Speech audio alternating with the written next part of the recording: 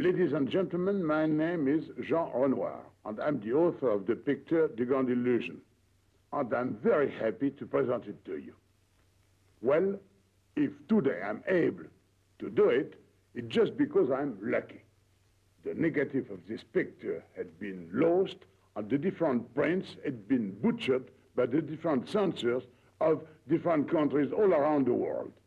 I was ready to give up when, unexpectedly, I received a letter from a very charming lady.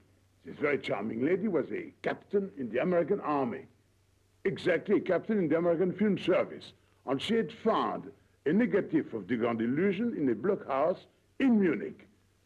This negative had been taken to Germany by the Nazis during the occupation of Paris. And I insist on one fact. This negative was uncut, brand new, and was a negative of the original version of the picture.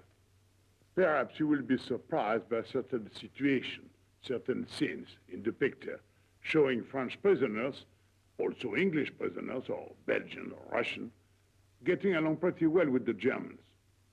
We must not forget that the story takes place in 1914. And in 1914, there was no Hitler. In 1914, the Nazis hadn't spoiled yet the spirit of the world.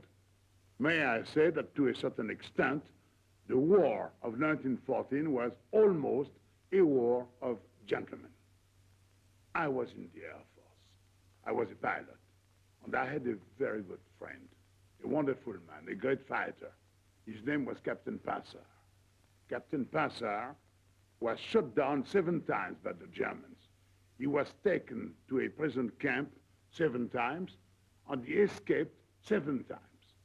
The story of Grand Illusion is based on the evasions of Captain Passar.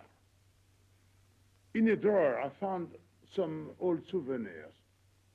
This plane is the plane on which I learned how to fly. It's not exactly a comet. In the cockpit, that's me. Well, I changed since. This other plane is a fighter. That was the plane of Captain Passar. Very often, he saved my life. Now, I'd like to introduce the actors.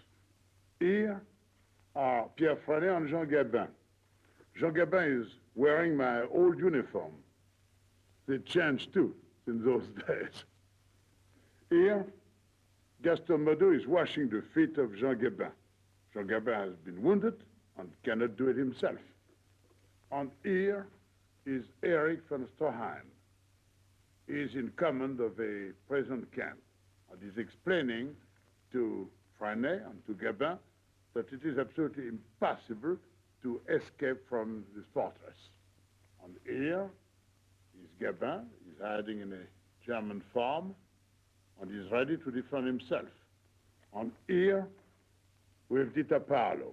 She's so sweet as a German country girl, and she will bring so much love to Jean Gabin. The Grand Illusion is a story about people like you or like me, caught in this horrible tragedy named a war.